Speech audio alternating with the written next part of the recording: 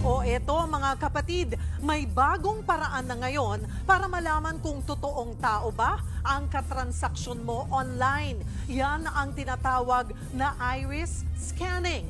Kung paano yan alamin sa Frontline Report ni Faith Del Mundo. Hindi ito sinihan, wala ring anumang binibenta. Pero pinipilahan ang bahaging ito ng isang mall sa San Juan City. May libre kasing paskan dito ng mata ng tao. Gamit ang kamera ng orb, ini-scan ang iris o yung may kulay na bahagi ng mata. Para saan ba ito? Ayon sa kumpanyang World, ang iris scanning ay makatutulong para malaman kung totoong tao ang katransaksyon mo online. Lalo ngayon, laganap ang artificial intelligence o AI at mga deepfake. It's designed to help you solve for scams and deepfakes online. So it allows you to create an anonymous digital passport that you can use kind of like an advanced CAPTCHA, and it's meant to help humans navigate an AI world. Alam niyo ba, isa sa mga nagtatag ng iris scanning ay CEO ng kumpanya ng OpenAI na may likha rin ng ChatGPT na si Sam Altman. Pero teka, safe ba yan? Ayon sa kumpanya, wala silang kinukuhang biometrics at impormasyon mula sa taong magpapaskan. Hindi rin daw nila ini-store ang larawan ng nakunang iris. Kung gayon, paano ba magpa-iris scan?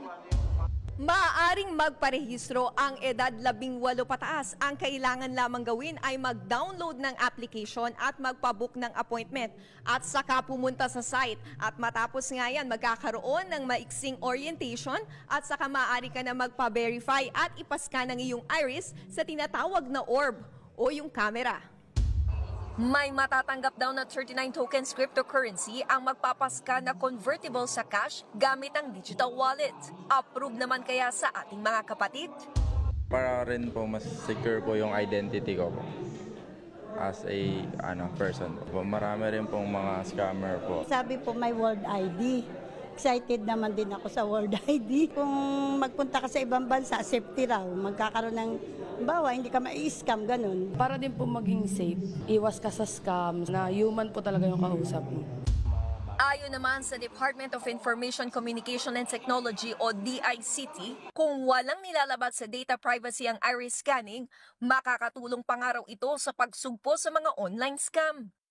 Posible ho na gamitin ho natin to na to verify yung mga gumagamit ng mga iba't ibang mga government systems, nag-onboard sa mga government systems natin na tunay na tao itong mga to at hindi ito yung mga bots, hindi ito yung mga troll farms.